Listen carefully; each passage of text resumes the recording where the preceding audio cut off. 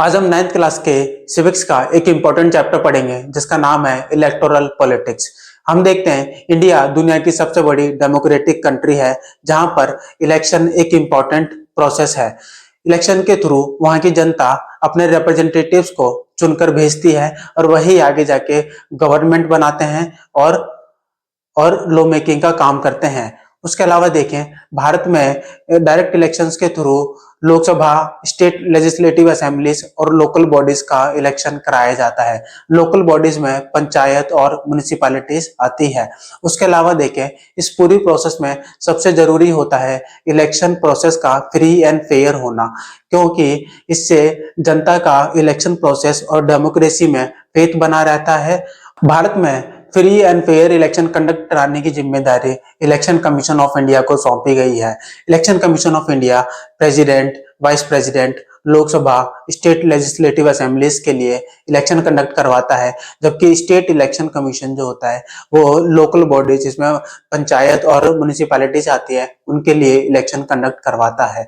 अब हम इस चैप्टर में पढ़ेंगे कि इलेक्शन आखिर जरूरी क्यों है, एक डेमोक्रेसी में इलेक्शंस क्यों जरूरी है। उसके अलावा देखेंगे पॉलिटिकल कंपटीशन को देखेंगे, इसकी मेरिट और डिमेरिट को डिटेल में समझेंगे और देखेंगे कि इंडिया में जो इलेक्शन प्रोसीजर कैसा है, कैसे जो पूरा इलेक्शन प्रोसेस होता है, और आगे हम आगे जाके देखेंगे कि इसमें इलेक्शन कमीशन ऑफ इंडिया का क्या रोल है और इलेक्शन कमीशन ऑफ इंडिया की पावर्स को भी समझेंगे।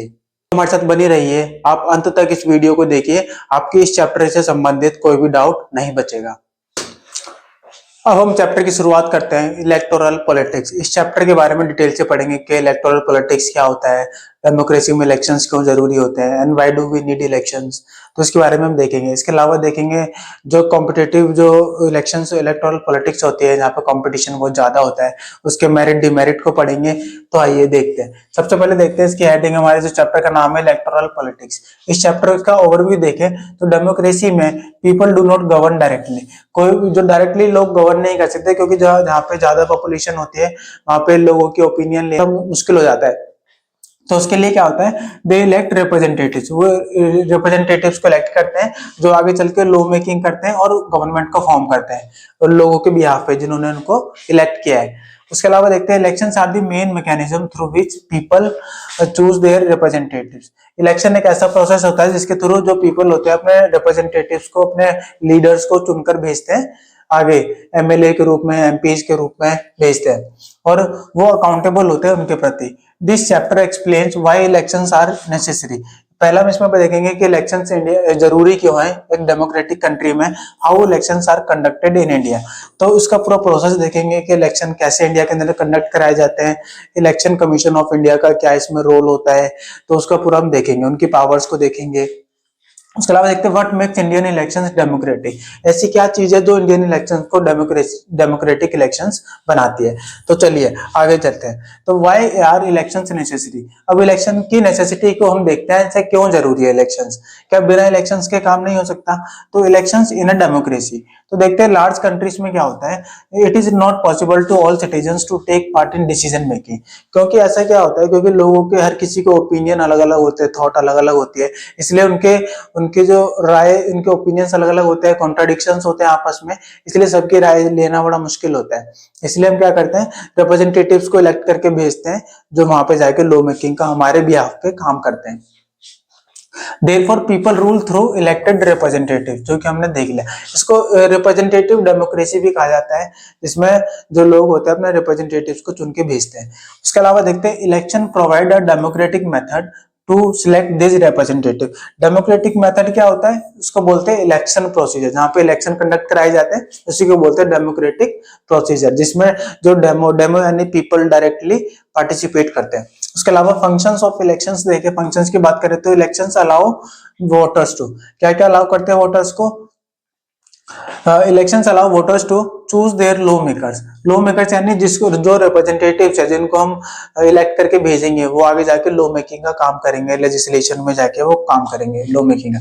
उसके अलावा decide who will form the government, और हम वोटिंग के थ्रू ये डिसाइड करते हैं कि कौन सरकार बनाएगा। जैसे आज के समय में कई सारी जैसे नेशनल पार्टीज है, हमारी 6 नेशनल पार्टीज है, जैसे कि अब हमारी आम आदमी पार्टी होगी, कांग्रेस होगी, एनडीए के अंडर में हमारी बीजेपी होगी। तो इस टाइप की पार्टी जो है वो इनको वोटिंग देते हैं, और जो जिसके सबसे ज्यादा वोट आते हैं वो जीत जाता है। जब ज्यादा सीट से जिसको मिलती है वो जीत जाता है। Select the policies and programmes they prefer, replace leader they are dissatisfied. और हम क्या कर सकते हैं, जब भी इलेक्शंस होते हैं तो जो जिन लीडर्स ने पिछले अपने कार्यकाल में अगर अच्छा काम नहीं करा उनको रिप्लेस कर सकते हैं, ये एक मौका होता है उनके पास। एग्जाम्पल्स देखे हरियाणा का, तो हरियाणा असेंबली का इलेक्शन के देखते हैं हम 1987 में। हुआ ये था कि 1982 में हरियाणा में इलेक्शन हुए थे जहाँ पे कांग्रेस की सरकार बनी थी। जब कांग्रेस की सरकार वहां पे बनी, उसके बाद क्या हुआ, उसके बाद जो ये चौधरी देवीलाल है, इन्होंने एक लोकदल सरकार बनाई थी। लोकदल सरकार ने जब 87 में इलेक्शन होने वाले थे तो उन्होंने लोकदल पार्टी बनाई थी। तो लोकदल पार्टी ने, देवीलाल ने जो वहाँ के किसान थे और जो स्मॉल बिजनेसेस थे उनको ये प्रॉमिस किया कि हम आपके लोन वेव कर देंगे। तो इसके बेस पे लोगों ने उनको काफी पॉपुलैरिटी दी और वो इस इलेक्शन को जीत गए। 1987 के इलेक्शन को वो जीत गए, जिनमें अकेले लोकदल को 90 में से 60 सीटें मिल गई। उसके बाद क्या हुआ, फिर जब जैसे इनकी पार्टी बनी, चीफ मिनिस्टर बने, इलेक्शन डिक्लेरेशन के 3 दिन बाद ये वहां के चीफ मिनिस्टर बन गए और इन्होंने जो अपना प्रॉमिस किया था लोन वेविंग का वो इन्होंने कर दिया। उसके बाद लेकिन इनके बाकी जो कार्य अच्छे नहीं रहे, तो 1991 में जब दोबारा इलेक्शन हुए, 1991 में जब दोबारा इलेक्शन हुए तो वहां से जो हमारे चौधरी देवीलाल थे उनकी सरकार फिर से हट गई और कांग्रेस की सरकार फिर से आ गई। उसके बाद देखते हैं, तो ये थी हरियाणा असेंबली इलेक्शंस की कहानी। उसके बाद देखते हैं what makes an election democratic. अब ऐसी क्या चीजें जो इलेक्शंस को डेमोक्रेटिक बनाते हैं। पहला क्या है, minimum condition of a democratic election. तो मिनिमम कंडीशन कौन कौन सी है तो डेमोक्रेटिक होता है। पहला, यूनिवर्सल एडल्ट फ्रेंचाइज। इसमें क्या होता है, सभी सिटीजन्स को एक वोटिंग राइट्स दिए जाते हैं। जैसे कि इंडिया में हुआ है, इंडिया में जो 18 प्लस हैं, जो एडल्ट हैं, उनको चाहे मेल हो फीमेल हो, किसी भी कास्ट का हो, रिलीजन का हो, डजेंट मैटर, उनको वोटिंग राइट है। तो ये इसको बोलते हैं universal adult franchise. Real choice, second, multiple parties and candidates होने चाहिए, तभी एक रियल मायने में एक डेमोक्रेसी होती है। अगर लोगों के पास चॉइस नहीं होगी तो वो किसको वोट देंगे, तो ये एक बहुत इंपॉर्टेंट है। तीसरा इंपॉर्टेंट पॉइंट है रेगुलर इलेक्शंस। जब इंडिया के अंदर देखें तो एमपीस और एमएलएस के हर 5 इयर्स के इंटरवल पे इलेक्शंस होते हैं। इससे क्या होता है, अकाउंटेबिलिटी बनी रहती है जो रिप्रेजेंटेटिव्स होते हैं उनकी, तो कि अगर हमने अच्छा काम नहीं किया, अगर हमने लोगों के प्रति जो प्रोमिस हमने किए थे लोगों से, अगर वो हमने फुलफिल नहीं किए तो नेक्स्ट टाइम में जो लोग हैं हमको वोट नहीं देंगे। उसके अलावा देखते हैं पीपल्स चॉइस। अब पीपल के पास भी चॉइस होनी चाहिए। अगर वो वोट देने जा रहे हैं तो उनके पास चॉइसेस तो होनी चाहिए। अगर चॉइस नहीं होगी तो फिर वोटिंग का उनके पास फिर वोट देने जाएंगे क्यों। उसके अलावा देखते हैं फ्री एंड फेयर प्रोसेस है, तो ये भी एक विशेषता है कि नो प्रेशर, नो फियर और अनफेयर प्रैक्टिस। तो इलेक्शंस कैसे होने चाहिए, फ्री एंड फेयर होने चाहिए, जहाँ पे लोग अपने अपने रैशनल माइंड से सोच सके कि हाँ कौन सी पार्टी अच्छी है, अपना डिसीजन यहाँ पे ले सके। तो ये एक फ्री एंड फेयर प्रोसेस के थ्रू ही पॉसिबल है। उसके आगे हम देखते हैं पॉलिटिकल कंपटीशन। अब कंपटीशन क्या होता है और पॉलिटिक्स में कैसा कंपटीशन। तो पॉलिटिकल कंपटीशन की बात करते हैं, elections involve competition among political parties and candidates. तो जो पॉलिटिकल पार्टीज होते हैं जैसे आम आदमी, बीजेपी, कांग्रेस, ऐसे जो पार्टीज होती है उनके बीच में कंपटीशन होता है कि, और कंपटीशन कैसा होता है वो हम यहाँ पे देखते हैं। तो without competition elections lose meaning. तो बिना कंपटीशन के क्या होगा, इलेक्शन का कोई मतलब ही नहीं रह जाएगा। इसलिए कंपटीशन बहुत जरूरी होता है। तो इससे क्या होता है, पार्टीज के बीच में अकाउंटेबिलिटी बनी रहती है लोगों के लिए कि भाई लोगों से हमने जो प्रॉमिस किए हैं हमको फुलफिल करना जरूरी है। अगर हमने लोगों से किए प्रॉमिस फुलफिल नहीं किए तो लोग हमको इलेक्शंस नहीं जिताएगी। जो ओपोनेंट है हमारे, जो अपोजिट पार्टी है, उनको लोग जिता देंगे। तो आगे देखते हैं मेरिट्स। इसकी मेरिट और डिमेरिट को पढ़ते हैं। मेरिट और डिमेरिट। मेरिट पढ़ते हैं पॉलिटिकल जो कंपटीशन होता है क्यों जरूरी होता है, इसको क्यों अच्छा माना जाता है। इसको अच्छा इसलिए माना जाता है, forces political leaders to serve the people. ये पॉलिटिकल लीडर्स को एक फोर्स करता है, पुश करता है कि आप लोगों को सर्व कीजिए, आपने जो लोगों से प्रॉमिस किया है उनको पूरा कीजिए। उसके अलावा देखते हैं gives voters the power to reward और पनिश लीडर्स। ये क्या करता है, ये जब कंपटीशन होता है तो लोगों के पास एक चॉइस बनी रहती है कि अगर इस सरकार ने अच्छा काम नहीं किया तो नेक्स्ट टाइम हम इनको वोट नहीं देकर दूसरी पार्टी को वोट देंगे। तो लोगों के पास ये रिवॉर्ड और पावर और पनिश करने की एक पावर होती है। एनकरेजेस अकाउंटेबिलिटी, इससे अकाउंटेबिलिटी बढ़ती है। डिमेरिट्स की बात करें तो क्रिएट्स डिवीजन एंड राइवलरी। इससे क्या होता है, इससे डिवीजन राइवलरी क्रिएट होती है पॉलिटिकल पार्टीज के बीच में। तो कई बार ये बहुत बड़े लेवल पे चली जाती है कई बार। Encourages use of money and unfair tactics, इसमें क्या होता है मनी और अनफेयर टैक्टिक्स को काफी अपनाया जाता है। बाय हुक एंड क्रूक जो पॉलिटिकल पार्टीज होती हैं वो इलेक्शन को जीतना चाहती है और जीतने के चक्कर में वो कई बार अनफेयर प्रैक्टिस को टैक्टिक्स को अपनाती है। तो ये दूसरा क्या है, डिस्करेज ऑनेस्ट पीपल। इसमें क्या होता है जो ऑनेस्ट पीपल होते हैं वो काफी डिस्करेज हो जाते हैं क्योंकि कंपटीशन काफी ज्यादा पॉलिटिक्स में, बहुत थ्रोट कट कंपटीशन होता है। तो उसको लेके जो ऑनेस्ट पीपल है वो पहले डिस्करेज हो जाता है कि हम इस लेवल पे नहीं जा सकते। ठीक है, तो लेकिन अगर ड्रॉबैक्स के अलावा भी देखें, इसके तरह हम देखें तो पॉलिटिकल कंपटीशन जो है एसेंशियल माना जाता है डेमोक्रेसी में। इससे एक हेल्दी डेमोक्रेसी डेवलप होती है। Systems of elections in India, system की बात करें तो क्या है, general elections and by elections क्या होता है। जनरल इलेक्शन होते हैं हेल्ड एवरी 5 ईयर्स, जो एक टाइम एक सर्टेन टाइम इंटरवल पर होते हैं, उसको बोलते हैं हम जनरल इलेक्शंस। जो कि इंडिया के अंदर लोकसभा के विधानसभा के जो इलेक्शंस होते हैं वो 5 ईयर्स के इंटरवल पर होते हैं। उसके अलावा बाई इलेक्शंस की बात करें तो क्या होते हैं, जब वैकेंट सीट्स जो होती है, जो वैकेंट सीट कई बार डेथ की वजह से या फिर रेजिग्नेशन की वजह से हो जाता है, तो उन जो वैकेंट सीट्स होती है उनको फुलफिल करने के लिए जो इलेक्शन होता है उसको बोलते हैं बाई इलेक्शन। आगे देखते हैं इलेक्टोरल कॉन्स्टिट्यूएंसीज। इलेक्टोरल कॉन्स्टिट्यूएंसीज क्या होती है, इसमें कॉन्स्टिट्यूएंसी का मतलब समझेंगे क्या होता है। तो country is divided into electoral constituencies. क्या होता है, पूरा जो कंट्री है उसको छोटे छोटे कॉन्स्टिट्यूएंसीज में डिवाइड कर दिया जाता है। उसको छोटे छोटे कॉन्स्टिट्यूएंसी में डिवाइड कर दिया जाता है और हर कॉन्स्टिट्यूएंसी से एक एक छोटे छोटे इलेक्शन कॉन्स्टिट्यूएंसी में इसको बांट दिया जाता है और हर कॉन्स्टिट्यूएंसी से एक रिप्रेजेंटेटिव इलेक्ट होकर आता है। ठीक है, तो उसके आगे हम देखते हैं each constituency elect one representative. Types of constituencies की बात करें तो लोकसभा कॉन्स्टिट्यूएंसी होती है जो कि पूरे इंडिया के लेवल पे देखा जाता है, तो पूरे इसमें एमपी सिलेक्ट होकर जाते हैं। उसके अलावा देखिए असेंबली कॉन्स्टिट्यूएंसी होते हैं जो स्टेट लेजिस्लेशन के लेवल पे होता है, इसमें एमएलए सिलेक्ट होकर जाते हैं। लोकल बॉडीज की बात करें तो उसमें वार्ड इलेक्ट मेंबर्स होते हैं। उसके अलावा जो इलेक्शंस होते हैं वो पंचायती लेवल पे और जो म्युनिसिपैलिटीज के लेवल पे भी इलेक्शंस कराए जाते हैं। उसके अलावा देखते हैं principle of equal population. Equal population का प्रिंसिपल ये कहता है कि जो कॉन्स्टिट्यूएंसी होती है हर एक कॉन्स्टिट्यूएंसी में की कोशिश की जाती है कि वहां पे इक्वल पॉपुलेशन हो ताकि वन वोट वन वैल्यू रह सके।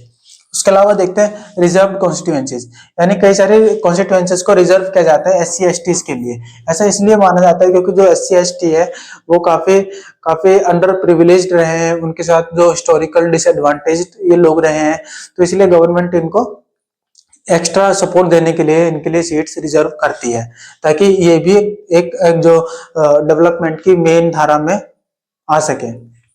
तो reservation ensures fair and ensures their fair representation. अब उसके अलावा देखते हैं रिजर्वेशन इन इंडिया। अब इंडिया के अंदर तो रिजर्वेशन के बारे में पढ़ते हैं, certain seats reserved for SC and ST candidate के लिए कुछ सीट्स रिजर्व की गई है, स्पेशली जो ट्राइबल रीजन्स होते हैं वहां पे एसटी के लिए रिजर्व की जाती है।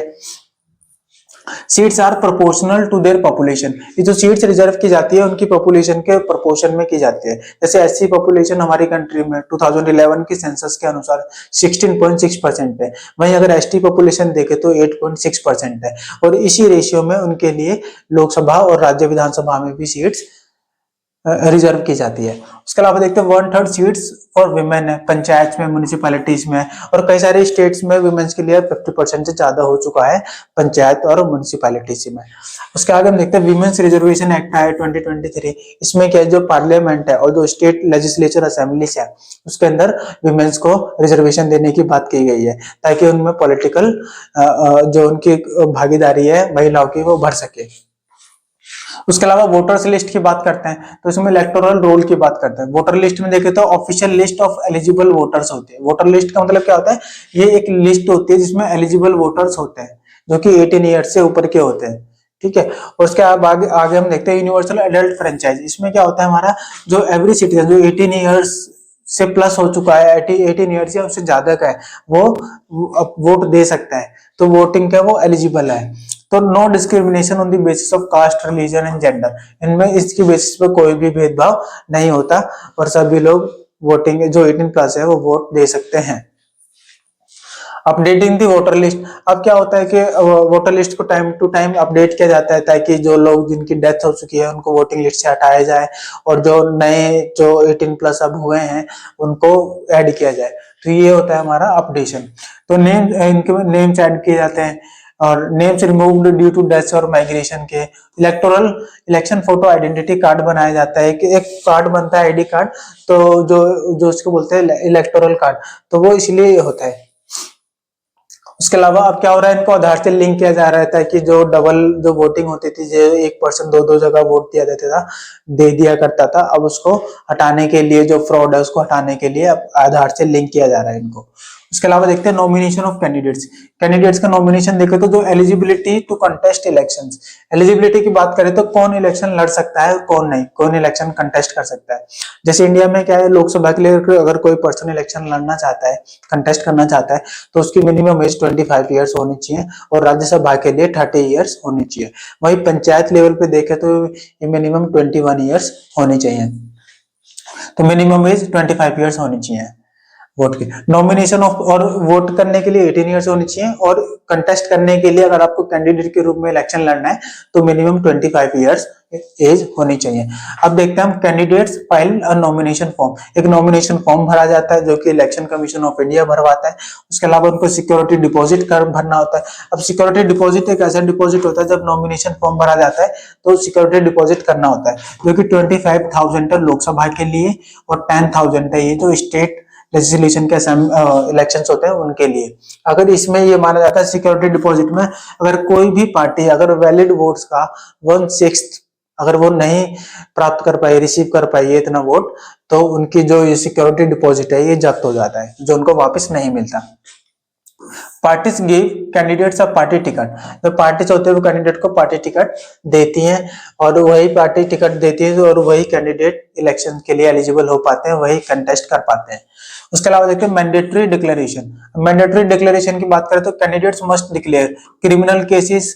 अब जितने भी जो कैंडिडेट्स होते हैं जो इलेक्शन में खड़े हो रहे हैं, तो उनको अपना पब्लिक डोमेन में कुछ जानकारियों को साझा करना पड़ता है, जैसे अपने क्रिमिनल केसेस।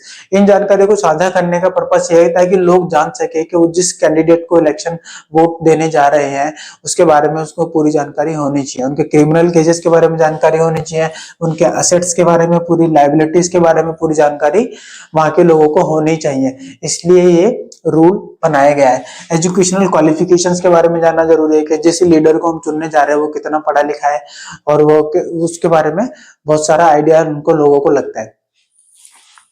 इससे क्या होता है, transparency and informed choice ensure होती है, इससे ट्रांसपेरेंसी आती है। अब हम पढ़ते हैं इलेक्शन कैंपेन। इलेक्शन कैंपेन क्या होता है, इसका मीनिंग हम समझे तो क्या होता है, period when parties and candidates present their ideas and policies. जब भी क्या होता है इलेक्शन कैंपेन, जब भी इलेक्शन होने जा रहे होते हैं किसी भी स्टेट में, तो 15 दिन पहले या 2 वीक्स पहले वहां का जो इलेक्शन कमीशन होता है वो इलेक्शन को डिक्लेयर करता है, और जिस दिन इलेक्शन को डिक्लेयर करता है लगभग 15 दिन पहले ही होता है, और उसी दिन से उस क्षेत्र में कोड ऑफ कंडक्ट लागू हो जाता है। कोड ऑफ कंडक्ट क्या होता है, एक इलेक्शन को सुचारू रूप से कराने के लिए जो वहाँ इलेक्शन कमीशन होता है कोड ऑफ कंडक्ट लगाता है, और उसके जो सारे इसके बाद क्या होता है, कोड ऑफ कंडक्ट के बाद सारे जो प्रमुख फैसले, जो मेन डिसीजंस होते हैं वो इलेक्शन कमीशन लेता है। गवर्नमेंट के पास यहाँ पे पावर लिमिटेड होती है, वो किसी को, लीडर को, किसी ऑफिसर को या पुलिस ऑफिसर को ट्रांसफर नहीं कर सकती। तो ये होता है, तो इसका मतलब समझे, तो यहाँ से क्या होता है, जब कोड ऑफ कंडक्ट जब कोड ऑफ कंडक्ट लग जाता है तो वहीं से इलेक्शन कैंपेनिंग स्टार्ट हो जाती है, जब इलेक्शन अनाउंस होने के बाद।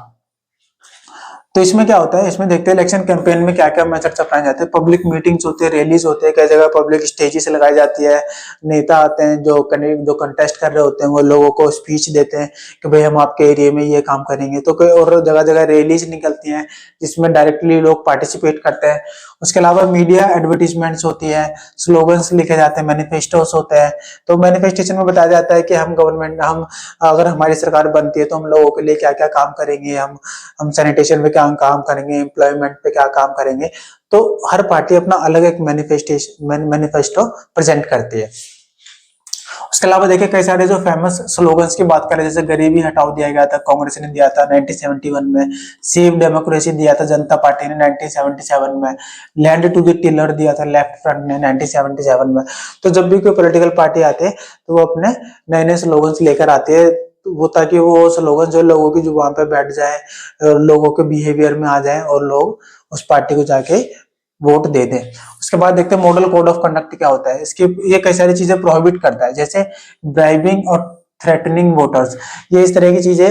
क्योंकि जब जैसे कोड ऑफ कंडक्ट लगता है तो सारी जो मेन पावर्स होती है उस एरिया में वो इलेक्शन कमीशन के हाथ में आ जाती है, ताकि ऐसी प्रॉब्लम्स ना हो, जो हमारे जो इलेक्शंस है वो फ्री एंड फेयर मोड में हो सके। उसके अलावा कहता है यूजिंग रिलीजियस और कास्ट, आप रिलीजन और कास्ट को बेसिस पे लेके कोई भी इंडिकेशन या कोई भी ऐसी स्टेटमेंट नहीं दे सकते जो जो जो वायलेशन को प्रवोक करे या रिलीजन और कास्ट जैसे मुद्दों को छेड़े। उसके अलावा देखते हैं मिसयूज ऑफ गवर्नमेंट रिसोर्सेज, यानी कि गवर्नमेंट रिसोर्सेज का आप मिसयूज नहीं कर सकते, एक्सेसिव इलेक्शन स्पेंडिंग नहीं कर सकते। इलेक्शन कमीशन के एक स्पेंडिंग होते हैं इनको जो कि लिमिटेड होती है तो नहीं करना होता, और इलेक्शन कमीशन को पूरा बजट का ब्यौरा देना होता है कि आपने कितना कहां पर खर्च करा। उसके अलावा देखते हैं polling and counting of votes. Polling day की बात करें तो जिस दिन इलेक्शन हो रहे होते हैं, जब इलेक्शन होते हैं तो क्या होता है कि जो वोटर होता है उसके 1.5 किलोमीटर की रेडियस में एक पोलिंग बूथ उनको प्रोवाइड किया जाता है, जहां पे जाके वो वोट देते हैं। अब वोट देंगे तो क्या होता है, तो voter cast votes on polling booth पे जाके उनको वोट देना होता है, आइडेंटिटी वेरीफाई करवाना होता है, आईडी कार्ड लेके जाना होता है, और उनके एक फिंगर पे उनके इंक मार्क लगाया जाता है ताकि वो दोबारा वोट ना दे सके। उसके अलावा क्या होता है, वोटिंग थ्रू, अब ये जो वोटिंग होती है ईवीएम के थ्रू होती है। पहले ये इलेक्ट्रॉन एक बॉक्स में पर्ची बना के डालते थे, अब ये पुराना प्रोसेस हो गया। अब हमने जो पेपर मोड से डायरेक्ट मशीन मोड पे आ चुके हैं, इलेक्ट्रॉनिक वोटिंग मशीन पर आ चुके हैं। इसमें बस एक बटन दबाना होता है। काउंटिंग ऑफ वोट्स की काउंटिंग कब होती है, जैसे EVM vote complete procedure complete हो चुका होता है तो ईवीएम को सील कर दिया जाता है, बाद में उसको खोला जाता है, जब उसकी काउंटिंग स्टार्ट होती है तब उसको ओपन किया जाता है, जहाँ पे जो मीडिया मेंबर्स होते हैं, डिफरेंट पार्टी के रिप्रेजेंटेटिव्स होते हैं वहां पे प्रेजेंट होते हैं, उनके सामने ये काउंटिंग की जाती है। तो votes counted presence of agents, candidate with highest votes win, और जिसके जब ज्यादा वोट होते हैं वो कैंडिडेट जीत जाते हैं। अब role of election commission of India, अब इसका रोल पढ़ते हैं इलेक्शन कमीशन का क्या है। अब इलेक्शन कमीशन ऑफ इंडिया क्या है, सबसे इंपॉर्टेंट वर्ड है इलेक्शन कमीशन ऑफ इंडिया। ये एक ऑटोनोमस बॉडी है इंडिया के अंदर, जो कॉन्स्टिट्यूशन के आर्टिकल 324 में इनकी पावर्स को मेंशन किया गया है और कैसे इलेक्शन कंडक्ट कराएंगे पूरी प्रोसीजर को मेंशन किया गया है। तो इलेक्शन कमीशन ऑफ इंडिया जो कि 3 मेंबर बॉडी है, 1989 से पहले ये 1 मेंबर बॉडी होती थी जहां पे सिर्फ चीफ इलेक्शन कमिश्नर होता था। अब इसमें 3 मेंबर है, एक चीफ इलेक्शन कमिश्नर होता है और 2 इलेक्शन कमिश्नर होते हैं जो कि इलेक्शन कमीशन ऑफ इंडिया को चलाते हैं। इसमें देखते हैं एक ऑटोनोमस बॉडी है, इसकी जो ऑटोनोमस है, इसकी जो ऑटोनॉमी को बनाए रखने के लिए कॉन्स्टिट्यूशन में कुछ प्रोविजंस किए गए, जैसे इसकी जो अपॉइंटमेंट्स होती है वो प्रेसिडेंट करता है, ये गवर्नमेंट के द्वारा कंट्रोल नहीं होते, ये एक ऑटोनॉमस अपने डिसीजंस खुद लेते हैं, और ये जुडिशियल लाइक इंडिपेंडेंस को एंजॉय करता है। उसके अलावा देखिए पावर्स ऑफ इलेक्शन कमीशन, इनकी पावर्स की बात करें तो पावर्स क्या है, conducts and supervises election conduct कराते हैं, उनको सुपरवाइज करते हैं। ये enforce model code of conduct को इन्फोर्स करते हैं, जैसे कि हमने अभी देखा भी था।